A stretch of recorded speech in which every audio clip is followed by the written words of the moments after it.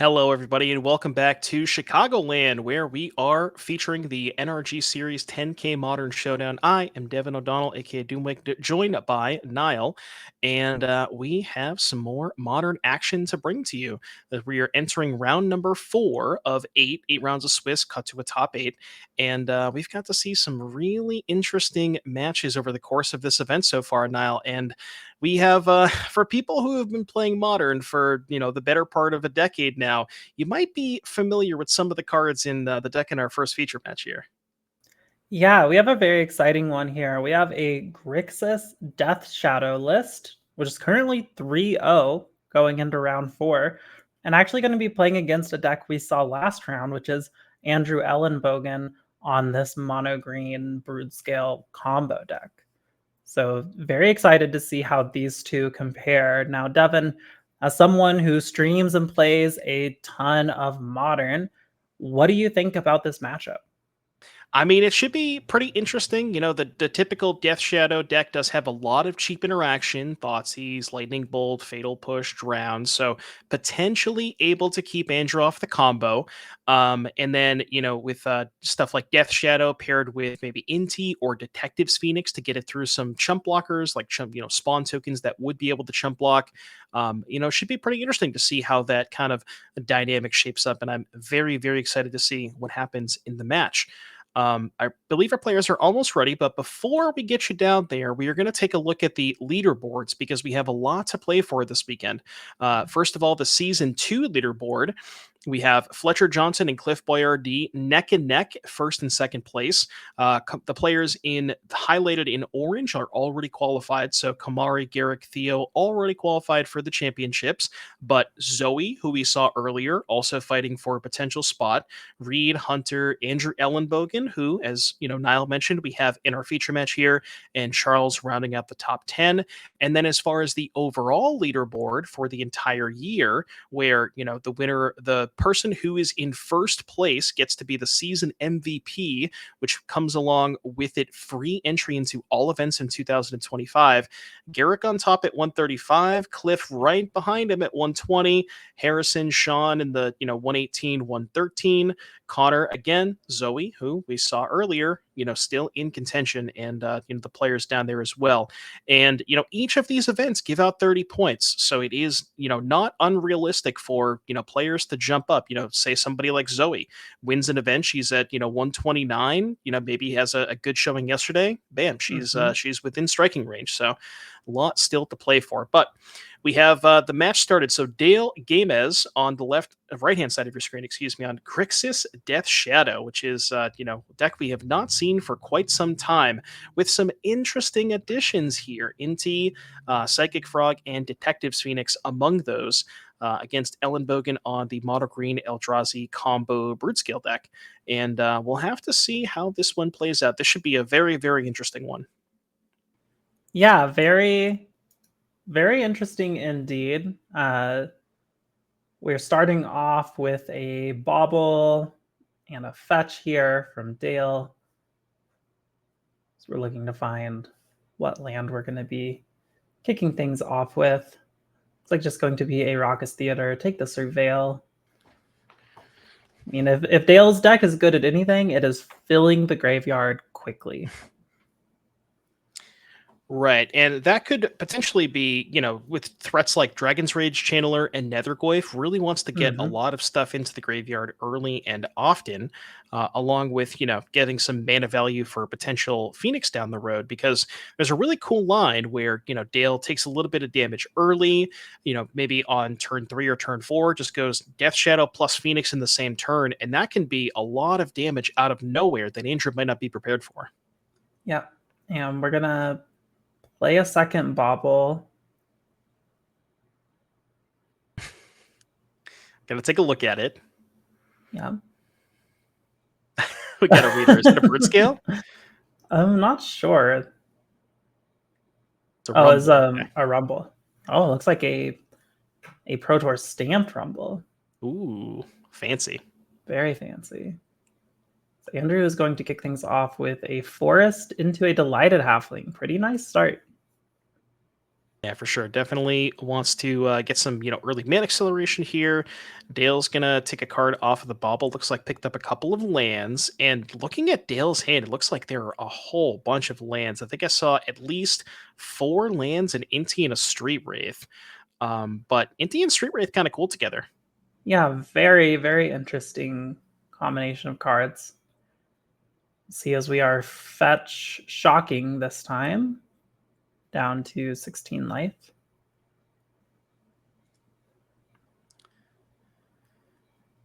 See what the follow up is here for Dale. Presumably going to deploy that Inti. See what he does decide to do. Yeah, there it is. And if we can get Inti up on the screen here, just so we can kind of showcase exactly what's going on with Inti and Street Wraith. Kind of like, basically what, the Inti, the second line of text, whenever you discard one or more cards, you flip the top card. You can play that until your next end step. So, Dale can cycle the Street Wraith, trigger the Inti. That gets him an extra card in addition to cycling the Street Wraith. So it's a nice way to kind of filter through and just make sure you keep the gas flowing. Yeah, very, very nice little combo there. It looks like we are back over to Andrew now. He's got this Rumble. I mean, 3 mana is not really the turn that Andrew's deck pops off, right? So next turn things can get scary depending on what happens here, but take a look. Yeah, this is probably going to be somewhat of a setup turn. Okay, we're going to deploy a Glaring Flesh Raker. That's one that a lot of people at home may not have seen before. So if we can get that one up on the screen as well for you guys, that is 2/2. Whenever you cast a colorless spell, you get to make a spawn, and whenever a spawn enters or whenever a colorless creature enters the battlefield, rather, it deals 1 damage to each opponent. So that is kind of how you combo off with the Blade plus Brute Scale combo, where that combo makes infinite spawn tokens, deals your opponent infinite damage. And that is, but also just a way to generate some additional mana sources for Elenbogen.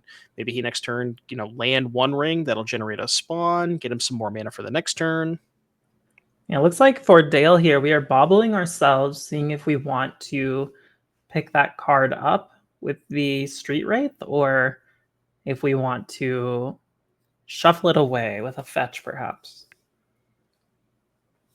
Yeah, there's always like this interesting like dynamic with Death Shadow where there's a bunch of like things in different zones where it's you cast the Mishra's Bauble. Do you want to cycle into the card before you fetch, and so on and so forth. So a lot of things, a lot of decisions, micro decisions to be made with the Shadow deck basically every single turn.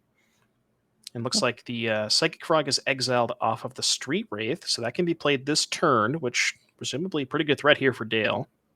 Yeah, we are shocking in a Steam Vents here, so can play it. We have the mana for it. Looks like, I think I saw Dale's 4th bauble in his hand. Yep, there it goes. Well, we talked about filling up the graveyard. I think Dale has done a pretty good job of that. Looks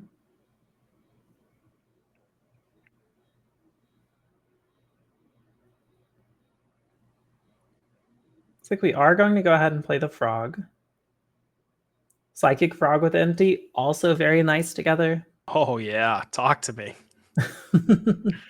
Especially when we've got a bunch of lands in hand, being able to just discard at will and kind of see new cards off of the Empty, very, very powerful. Yeah, each time, you discard a card to the frog, pump up the frog, get some more cards off the Inti. It's like a sort of a turbocharged Street Wraith, and looks like we are going to get in there. Inti does have the attack trigger, so Dale has the option to discard. Looks like choosing not to. Likes the hand, and we're going to get a card off of or 2 cards, right? 2 baubles. Right, 2 baubles. I lost track of how many baubles. Well, there won't be any more unless we, True. start recurring cards from our graveyard. Perhaps maybe with Luris. Probably not going to happen. I miss those days now. Oh, What a card, Loris. Oh yeah. Back over to Andrew. We were playing Besage's land for turn. We're tapping 4 mana for Yeah, a I want to One know what Ring. this That's is. going to trigger our Fleshraker. Yeah, it's going to get Andrew some more mana. Dale doesn't even have access to blue mana, but even if he did, uncounterable due to that delighted halfling. And that's Yeah. one thing that I kind of, we didn't talk a ton about in terms of like during the sideboarding of the previous match and talking about this matchup. But delighted halfling making the One Ring uncounterable is really, really, key part of Andrew's game plan here because in these kinds of attrition based matchups, you want to have the ring to be able to fight through all of their one for ones. And, Hmm. against like counter spells, being able to have it uncounterable is such a huge part of it. Yeah, absolutely. And looks like we're going to discard to the frog here, flipping over a Thoughtseize, which we are not going to be able to cast next turn with the ring protection. Yeah, a bit awkward But timing on that Thoughtseize. we did get pinged by the Fleshraker down to 12 life, which is a notable amount of life for the Death Shadow deck. So we're going to discard another card and reveal a Psychic Frog off of our empty trigger. Yeah, I think. Yeah, discarding the polluted delta. Yeah, it's almost like Dale. Dale's like, yeah, sure. You want to trigger those flesh rakers? Be my guest. I want to take some more damage. Yeah.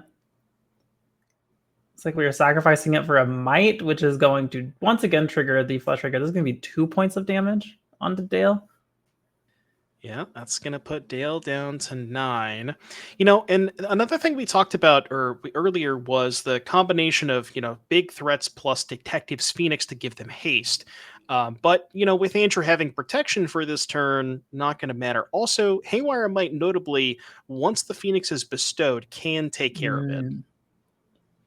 Yeah, very, very interesting line there. I mean, so far it seems like Andrew is very well set up. We are seeing a Fatal Push in Dale's hand here. Do we have any fetch lands left? Do we have any way to get the Fatal Push to a point where we can get the Fleshraker with it? No, I think Dale actually discarded the Delta last turn. Ooh, So I believe, as you mentioned, not quite a way to turn on Revolt. I mean, as far as the Fatal Push is concerned, what are you looking to target here? Do you want to kill the Halfling? Do you want to kill the Fleshraker? Do you maybe want to save it for a Brood Scale?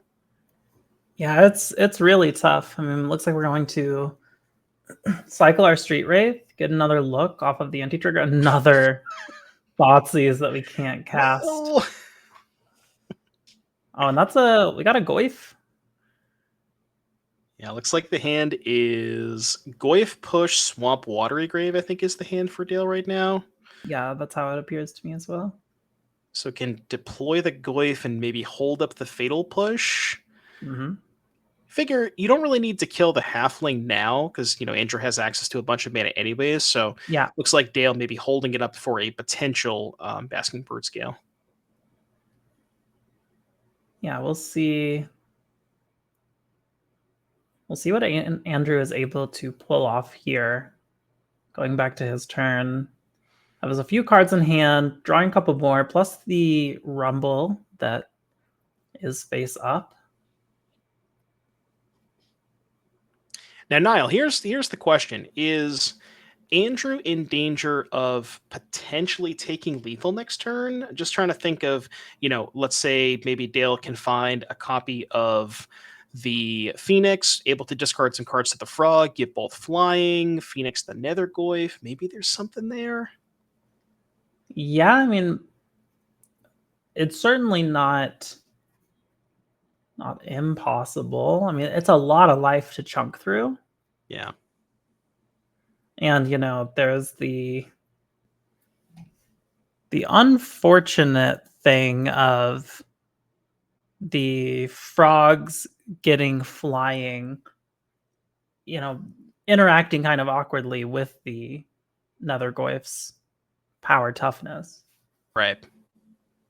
Yeah, there's a lot of tension there too, because even if you do find the Phoenix to give something flying to maybe like get past the delighted halfling, then that's even more cards you have to exile from your graveyard. So it's unclear whether the Nethergrave would even have power and toughness after that.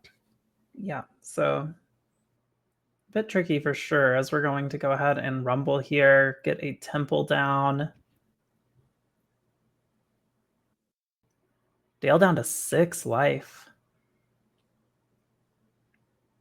See, creature, Yeah. land, artifact, creature, land, artifact. Yeah, I think it's just 4 baubles, 2 street wraiths, and some lands. So Nethergrave currently a 3. And, the 2 street wraiths are notable because if a Phoenix is found, that is a sort of, I Mhm. guess I should say, cheap way to get enough collect evidence for the Phoenix. And, Dale can go through a lot of cards next turn. Draw for turn, discard 3, get 3 empty triggers, maybe find some more ways to find cards and keep going. So Dale can see a lot of cards next turn. Yeah, that is true. We have a lot of looks here. I mean, 17 life is just nothing to. I mean, Yeah. really more than 17 life, right? Because the Haywire Might can gain us 2. Oh, no, not if we're tapping out a green. We are going to cast another Rumble. Okay. So that's going to generate a spawn, which is going to deal 1 more damage to Dale. Now, notably, the spawn does give Andrew access to 4 mana with 3 spawns and the temple. So maybe Yeah. could have another One Ring, or maybe was digging for a second One Ring just to get protection this turn. Does find a Brood Scale.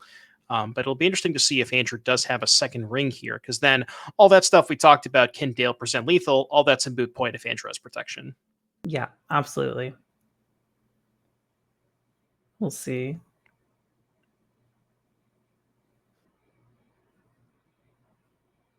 Both Yeah, players well, kind that's of 4 presenting a mana. scary board. Ooh, a Complex Command. So actually 5 mana.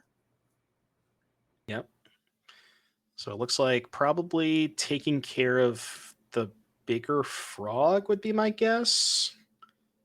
Probably. And then we're making the Oh, Scions, which should put Dale like very close.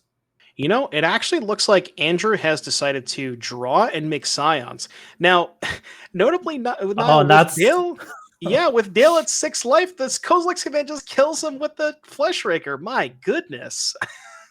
yeah. I mean, make the Scions, draw the card, find another one, and then make them again. Very, very nice little line there from Andrew.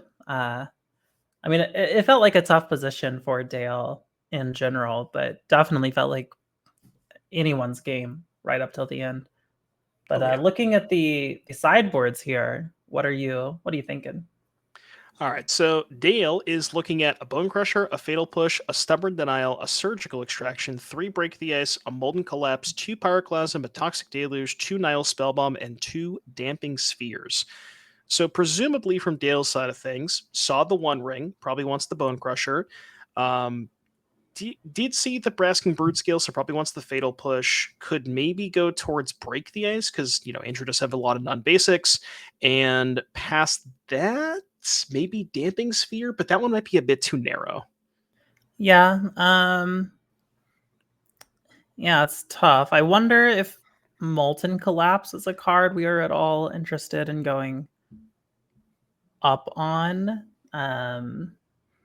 Just because there are some, you know, non-land permanents with mana value 1 or less that we also care about. Mhm. Uh, yeah, I mean the rest of it. I mean, you certainly want things like the Fatal Push, stuff like that. Yeah, it's a little tricky. Absolutely. So that is what Dale has to work with. And then as far as Andrew's side of things, we did see Andrew's sideboard last time. Andrew on the draw, presumably going to, bring in that Caverns again. The rest of the sideboard, the Haywire Might, 2 Pick Your Poison, 3 Veil of Summer, 3 Dismember, a Cage, a Needle, a Bauble, and 2 Damping Spheres. So this has got to be a slam dunk matchup for Veil of Summer against Thoughtseize Fatal Push. Mhm. Past that, Andrew maybe wants to go towards Dismember against Psychic Frog. It's not the cleanest answer because it doesn't always kill it, but it Mhm. kills it most of the time. Past the Veils and the Dismembers, anything else you like here for Andrew? Yeah, it's a little interesting. I mean, there is the possibility of things like Grafdigger's Cage. I don't know how much you actually care about those, but they are there. I mean, maybe it's something where you care about pick your poison.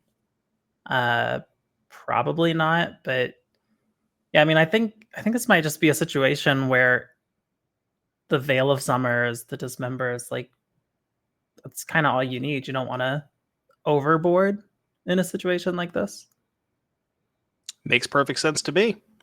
So that is going to do it. We'll see if the mono green burn deck from Andrew Ellenbogen can take down game number 2. I got to tell you now, when we were looking through that game and how like we were trying to think of, did Dale have potential lethal next turn? How many cards can he see? Mhm. I didn't even realize how low he was in combination with specifically the Kozilek's command, and Fleshraker just deals so much damage out of nowhere. Yeah, really makes us think of what if we had discarded our Watery Grave instead of the Delta, and the turn that we drew Fatal Push could have fetched, pushed, dealt with the Fleshraker. We'd be looking at a very different game one. Yep, absolutely. Yeah, like dying with the fatal push in hand against the flesh raker with no way to with no way to revolt does feel kind of Yeah, bad here if you're Dale after brutal, discarding the brutal. Delta the turn before. So we'll have to see what the opening hands look like. I see a couple of lands, a shadow, an inty, a bolt, and a bauble. So bolt, inty, bauble, shadow, 3 lands. Presumably probably a key pair for Dale. Can kind of fix the top of the library, and then we'll have to see if Ellenbogen is keep. Okay, both players keeping, and we are leading off with a bauble. Yep. Does Dale like the top card? Yeah, we will see.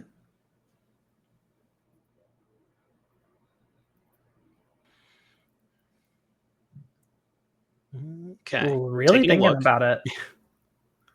Yeah, gonna go ahead and play the fetch land, All right, what do draw we the keep, card. Dale? Keeping it close to the chest. Can't quite get a good look at it. Is that a Thoughtseize? Looks like it. I think it's a black card. I think it's a Would make the most Thoughtseize. sense, yeah. We'll temple into a Springleaf Drum.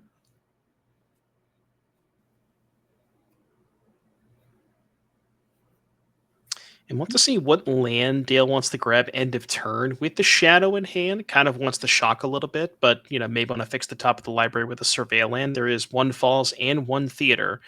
So it'll be interesting to see, if he decides to prioritize getting the shadow into play as quick as possible or prioritizes surveil. If you're Dale, what do you think you would grab here? Yeah, I mean, I think I definitely like the shock land here. I don't know, it's a very awkward position, right? Because shocking it in feels kind of bad, even though like you obviously do want to get that death shadow out as quickly as possible. But yeah, it looks like we're going to fetch for the blood crypt, but not shock it in. Or maybe our life totals Interesting. just aren't adjusted yet. I think Yeah, they're because not I thought adjusted yet because looking at Andrew's uh, pad that he is keeping track on, it looks like we are going down to 14 for Dale here, or maybe yeah, that makes 16. Yeah, sense. 14. Yeah, and Dale's pickup for the turn was actually a Street Wraith. So can go Thoughtseize you, Street Wraith, and play a Shadow. That'll be a 3/3 this turn. With a fetch land next turn, could potentially make it a 6/6. So this is a pretty fast Shadow. Yeah, very fast shadow. I mean, we'll see if Andrew has an answer for it. I mean, the temple I think helps a lot for Andrew in being able to answer an early shadow. Let's see what we've got here. Yeah, we've got the command, we've got the ring, a rumble, sorry, 2 rumbles, and just a couple lands. What do you think you're taking here, Devin? Yeah, this is tricky because the Kozilek's command does answer the Shadow if you're in Dale's position. But the One Ring is also really hard to beat if the game goes long. So it kind of depends. I think if you're Dale, you have to ask yourself, how quickly can I close out this game? If I take the command so Andrew can't answer the shadow, am I going to be able to close out the game, in a couple of turns? Maybe you give Andrew one turn with the ring, but I think with the shadow being your primary threat, I kind of feel like you're priced into taking the command. Yeah, I think you are too. I mean, I think we're already so invested in the shadow, right? Like it is turn 2, we've dealt 8 damage to ourselves. I think if you're going to be about the shadow, you should be about the shadow, but Yeah, you have to. There's a bolt too, so I mean, if you figure Dale's going to go down to 10 with the Street Wraith, takes the command, deploys the Shadow. Next turn, fetch shock. The Shadow's a 6/6 with a bolt. That's 9 damage. That's almost half of Andrew's life total. So, does have the ability to end this game somewhat quickly. sure. And presumably, Andrew probably doesn't want to chump block this turn with the spawn token because needs the additional mana to be able to deploy the ring next turn. Ooh, Veil of Summer, another command. Can we play both rumbles this turn if we want to? Thanks to the Spring Leaf Um, Drum. Could, yeah, you can go float a green and then sacrifice it. So Andrew could deploy the second Rumble here. Not sure if he wants to. Mm-hmm. Depends on what he's looking for. If he's looking for something very specific, yeah, he is going to go ahead and do that. I wonder if there is like a very, very specific card he's looking for. Maybe a combo piece. Found an Urza Saga. Yeah, did find the Saga, a halfling. Get another spawn. Looks like there's one card off camera. We can't quite tell what it was. Looks like it was another command. So that's 3 commands in the graveyard already. That's crazy. Well, that Which is Thoughtseize ended up being very critical. Yeah, worth noting too, because Andrew, outside of the commands, doesn't have a ton of ways to remove a shadow. So with 3 down, it's unlikely the shadow is going to leave the battlefield anytime soon. Yeah. All right. Okay, Back now if you're over to Dale. We've got a 1/1 Death Shadow that we can grow quite a bit if we want to. Yeah, and one other thing that's interesting is Dale has the Inti. So Dale can actually say, fetch shock, play the Inti. Shadow's going to be a 6/6. Attack with the Shadow, put a counter on it, and give it trample, which means Andrew can't even chump block if he wanted to. And then after you give it trample, you can also bolt the spawn token just to prevent Andrew from casting the ring for an additional turn. Mm, And that might be where Dale wants to be here. yeah, the addition of trample from NT, very nice in a spot like this where otherwise Andrew could just kind of block his way through a couple of these more lethal turns, get the ring restabilized, do all of that. Yep. And good sequencing here from Dale. Going to go ahead and deploy the Inti before cycling the Street Wraith. So that's going to put Dale down to 7, I believe, which is going to make the Shadow, a 6/6. So that hits a Pyroclasm. Not the best hit for Dale. Not the best hit. And we're going to draw a Psychic Frog.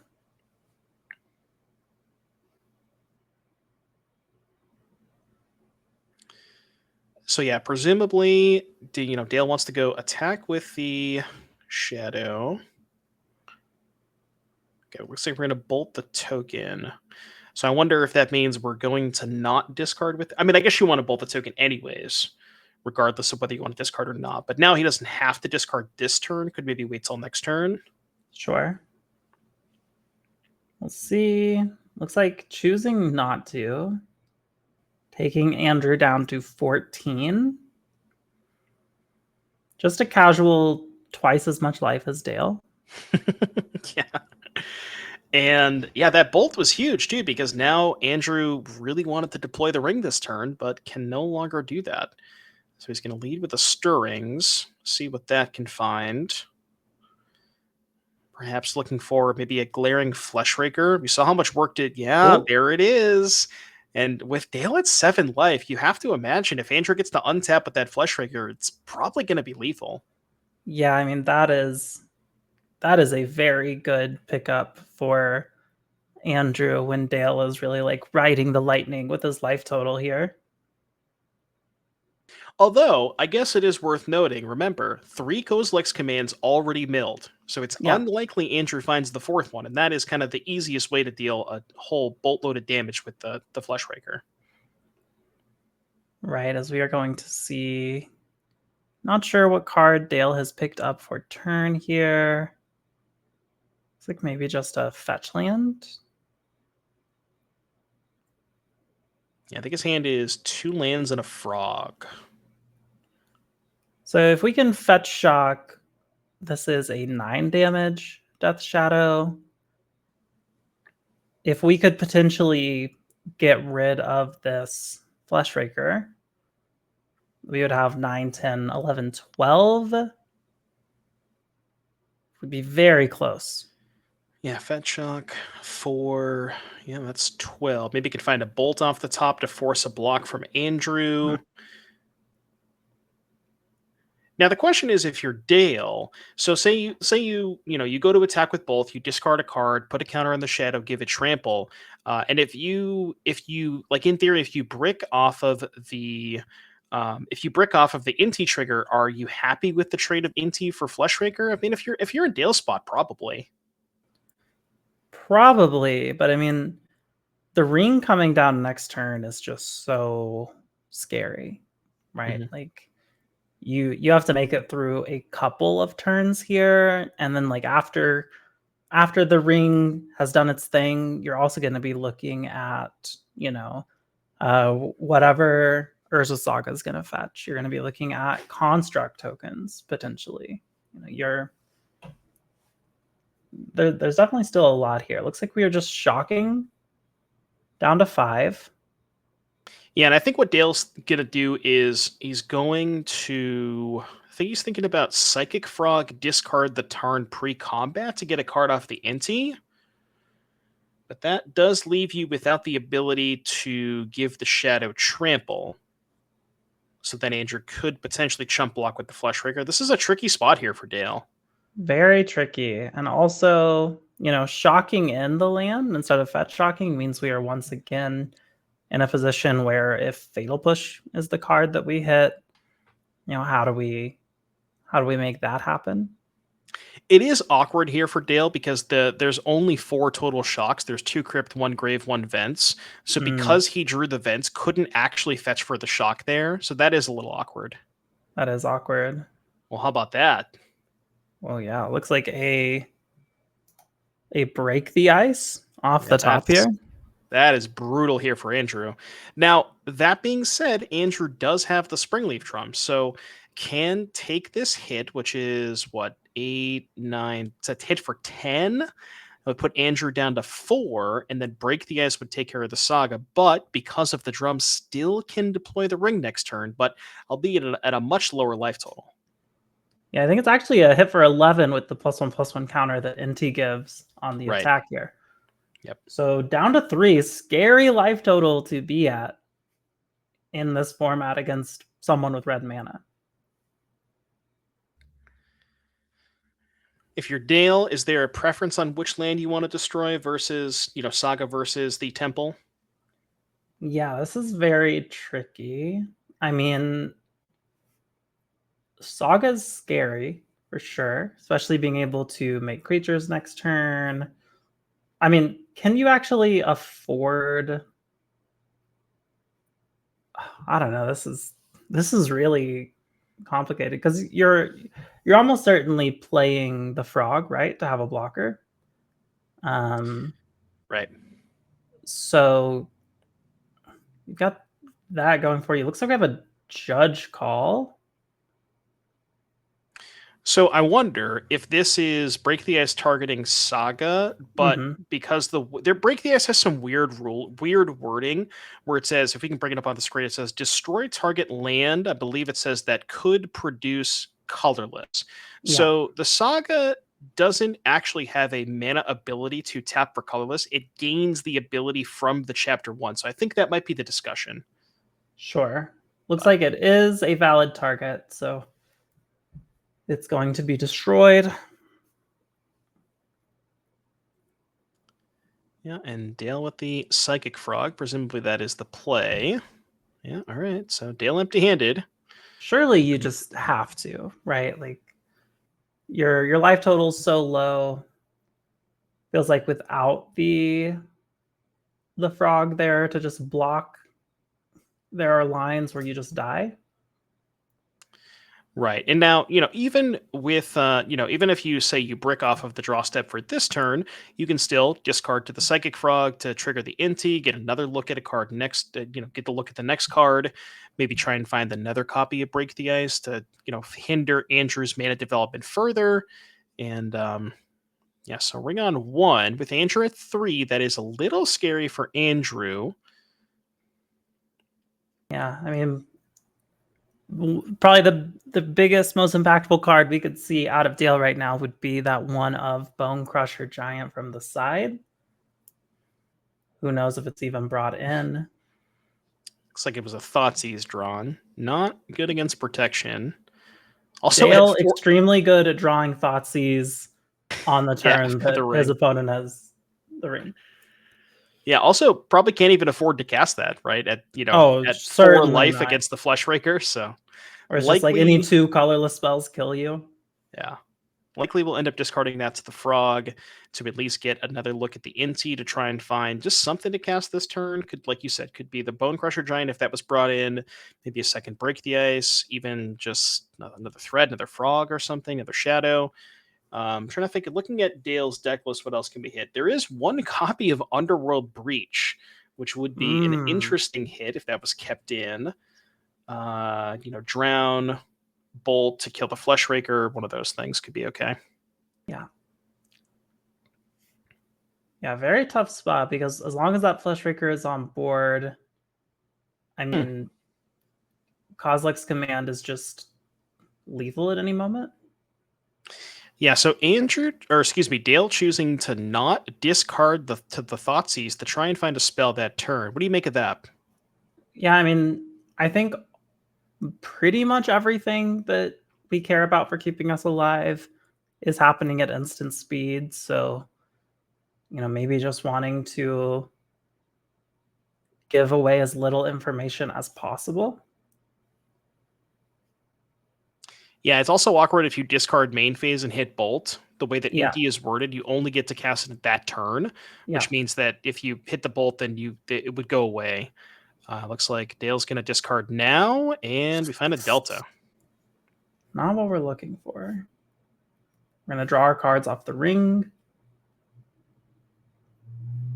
Andrew at 2 life. Dale hellbent. So many cards could spell the end for Dale here. But if he gets to untap, certainly can lock up the win.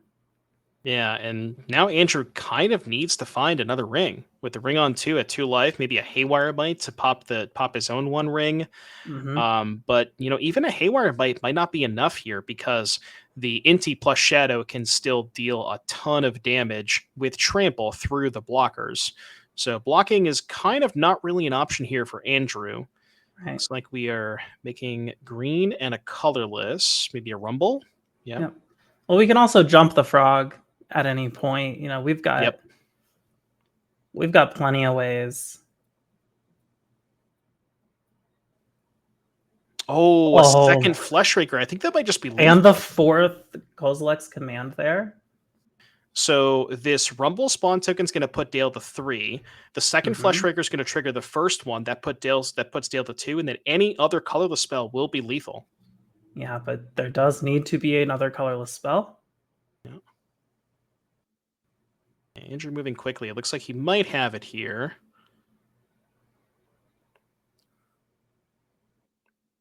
Trigger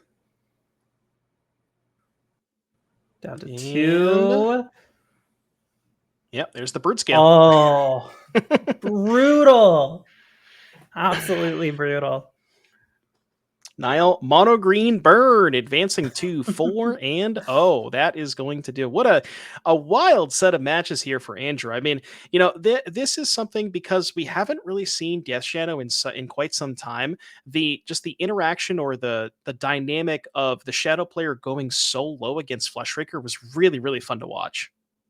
Yeah, absolutely. I mean, it made for a very tense and exciting game of Magic, and I mean, twice there we just saw Fleshraker running away with the game, and if you don't have the answer for it, you're just doomed. And that is, as we were talking about earlier, Andrew's deck can just fight at so many different angles. You have to respect the combo, you have to respect the Fleshraker, you have to respect the Urza sagas, and defending on all of those axes is just very hard. So very well played by both players. Congratulations to Andrew for taking that one down, being 4-0 in our event today. Yep, and I believe we are doing our magic behind the scenes to get Andrew in the interview booth here in just a moment. I see him sitting down. So within a couple of seconds, we will probably have an interview lined up for you here with Andrew Elenbogen, and we will be there in just a moment here. Yeah, there we go. So Andrew, congratulations on advancing to 4-0 with your mono green burn deck. Yeah, as it goes, the Fleshraker gives, the Fleshraker take the way. Yeah, I guess that is what my deck did that round. Yeah, we were just talking about how, because we've seen your deck a couple of times now on feature, how it can fight on so many different axes. You're having to respect the combo, the Fleshraker, the Urza Saga constructs. And I guess, how do you feel just in general about this deck going into the weekend, having all of these different game plans? Yeah, I mean, I think that this deck is sort of reminiscent of Naughty. It has a lot of the same pieces. It has like Saga, a bunch of ways to find your pieces. There's slightly different ways, but you have Ancient Strings and Malevolent Rumble instead of like Summoner's Pact or whatever. But a bunch of ways to find your pieces. Saga, Ring as a plan B, Delight, Halfling to kind of tie it all together. It's kind of a similar plan where you have a combo and they need to respect that, but it's not the only thing your deck is capable of. When I was playing Naughty, at least I won a lot of games against decks like Jeskai by just like attacking with constructs, and I feel like this deck is capable of some of the same stuff. I don't know. I guess that's what I would say. Perfect. Yeah, as far as the matchups are concerned, we've seen you on camera a couple of times defeating a couple of different decks here. Is there any matchups that you really want to see? Any that you're not looking forward to seeing? Yeah, I mean, I'm not that confident. I mean, the thing is, I haven't played the deck all that much. Basically, so Matt Nass is, I think, the creator and the biggest advocate of this deck and has been playing it a lot on his stream and in various Moto events. And I talked to him a bunch about it in Vegas, where I was last week. And I haven't tested it nearly as much as he has, so I don't want to like speculate too much about what the matchups are and aren't. I will say that I've played the Frog deck a few times, and I've beaten it every time that I've played it so far. So I'm pretty pleased to play against that in general, I guess. But I'm not exactly sure what the bad matchups are or if they exist. I mean, basically what I'd say about this deck is I have a high uncertainty about how good it is. Like, it might be broken, but I'm definitely not like sure that it is. It's somewhere in the range of playable to great is what I would say about it. But that makes it hard for me to give you like anything that specific. I just don't know. Wouldn't want to speculate. Yeah, absolutely. I mean, it is, a very complex deck with a lot of different ways that people can sort of interact and get in the way of it. But I mean, I guess, how are you feeling about the, NRG series in general now that you are 4-0 today? Like, how are you feeling about the 10K? Are you playing tomorrow as well? Yeah, I'm actually almost more here to play tomorrow. So I drove down to the tournament with Dan Weiser, who I don't know is also kind of a stalwart of the series, I would say. And Dan and I have a on the right down. We discussed that he would win this one, and I'd win the one tomorrow. So like my plan is to win the one tomorrow. Actually, I'm actually not going to win this one. Just to be clear. Sure, Uh, sure. Yeah, sandbag it. yeah, because the thing is, I actually I don't the deck I'm playing is weird and maybe great. I don't Mhm. know, but I didn't Sure. test that hard. Whereas in Pioneer, I just did well in DC like a few weeks ago with the Artist Phoenix deck. I think it's extremely broken. So Yeah. I feel really good about tomorrow. I only feel so about today, honestly, but obviously it's going well so far. So yeah, I can't complain. All right. Well, excellent. Andrew, thank you very much for taking the time to speak to us. Congratulations on being 4-0 and best of luck in the rest. Thank you. Have a nice day. Thank You you. too. All right. Well, Niall, that was interview with Andrew Elenbogen, crushing it as always. And I Mhm. believe we have a backup match for you. I believe we're going to be starting at game number 2 of our backup match, where we have Greg Pino on Domain Zoo against Khalil Basso. These players are both 3-0. Khalil playing some Jund Saga. So we saw a blast from the past last round with Death Shadow, and kind of another blast from the past here with Jund Saga. Yeah, now as someone who's, been in Modern a long time, plays a ton of Modern, talk to me about the Jund Saga deck for anyone at home who hasn't been playing Modern for a decade and, is used to decks like this. Right. Yeah. So, if you've been playing Modern for, the better, like you said, the better part of a decade, you might be familiar with the term Jund, right? Bloodbraid Elf. Maybe you associate that with Deathrite Shaman, Thoughtseize, Tarmogoyf, all these kinds of just, one for ones and then cheap slash powerful threats. But as time has passed and the threats get a little bit better, the Jund deck has to kind of adapt and sort of play its own better threats and keep up with the rest of the metagame. So we still have kind of the classic Jund stuff with Tarmogoyf, the new Tarmogoyf in the form of Nethergoyf, along with the interaction that you're probably used to, Thoughtseize, Fatal Push, Lightning Bolt. But it's also playing this Urza Saga package where it's playing 4 copies of Urza Saga alongside a Haywire Bite, a Pithing Needle, a Shadow Spear, and the Nihil Spellbomb. So, it's sort of having this additional angle of attack where, you can do the normal Jund stuff, Thoughtseize, Tarmogoyf, Fatal Push, that kind of stuff, but also be able to present threats that are maybe harder to deal with in the form of Urza Saga. Yeah, and speak of the devil, we've got Urza Saga getting exiled right there off of the Amped Raptor trigger. And we're seeing a couple of Scions here for Greg in hand. It looked Yeah, it's like funny. also a Kavu. Yeah, I think Khalil cast what we call a naked raptor and hit the terminate with no targets. So Yeah. that's a little awkward. But yeah, looks like maybe Greg keeping a hand with, like you said, Leyline on the strength of Leyline Scion, perhaps even a one lander. But with that second land, is able to deploy the Scion, and that is going to be very, very difficult. The one thing I like to look at in these situations is how many outs does Khalil have to Leyline? Because you got to kill that before you kill the Scion. There is the 1 copy of Haywire Might, which can be fetched with Urza Saga. After that, looking at the sideboard, there's 1 Boseiju in the main, 1 in the sideboard. There's a second Might and a Pick Your Poison. So a decent number of answers, but is really going to have to find one of those before we can, answer this Scion. Yeah, and I mean, this is a huge threat and something that absolutely needs to be dealt with as soon as possible. So hopefully Khalil able to find one of those pieces. It looks like we do have a Boseiju in hand. That is step 1. That is one of the ways. But Boseiju isn't all of it, right? Because the Boseiju can answer the ley line, but you're still going to be able to answer that 4/4. And I Yeah. think Greg also has a second one in hand, so has access to blue and red lands. Perhaps can get, say, a green and white land off of the Boseiju. That could be 4 types. And interesting, we are not firing off the Boseiju. Yeah, we're just letting this happen. It's going to be 4 damage for Khalil, 4 life for Greg. As second Scion is deployed.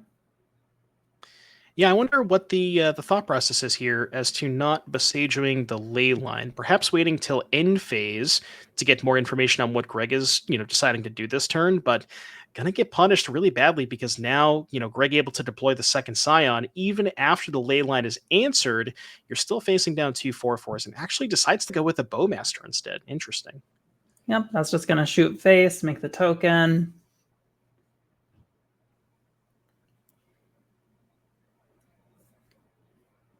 Let's see what Khalil has in store for us. I think I saw an Overgrown Tomb, a Termagoyf, that Boseiju we talked about, and I think a couple of black cards that are kind of hard to get a good glimpse of what those are.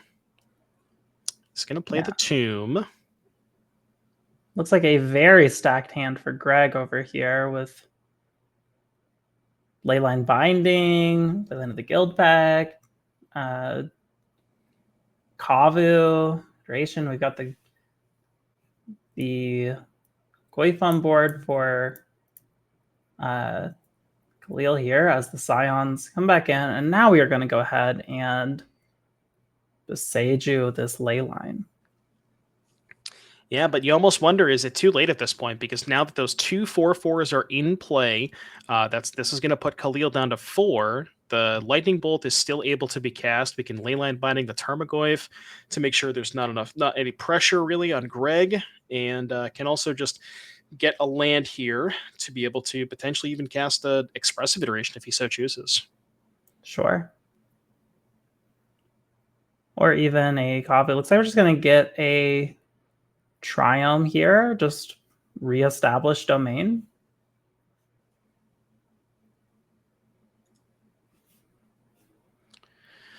Yep. So endow the Triumph, that's going to pair with the Thundering Falls to give Greg access to 5 types. Still has the Bolt available. But yeah, this attack should put Khalil down to 4. And I mean, you got to imagine with the Bolt in hand is not really a lot. I mean, Khalil's got some fatal pushes, but yeah, not able to do it. And that's going to do it. Greg advancing 2-0 over Khalil on Jund Saga. Yeah, I mean, congratulations. Just absolutely, you know, we talked earlier when we were watching Zoe play Domain Zoo about the explosive starts that they can have, and that was certainly it. I mean, having the ley line into double Scion is just so brutal, and you don't need a third land when your opponent's gonna find one for you with the Beseiju. So very well played. Congratulations. Absolutely. Yeah. Domain Zoo still in full force. So, we see that advancing to 4-0. So we'll have to see if maybe there is going to be one down the stretch towards our top 8. But I believe that might do it for this particular round. So we will go to break. And when we come back, we will be back with round number 5 in just a little bit. Don't go anywhere.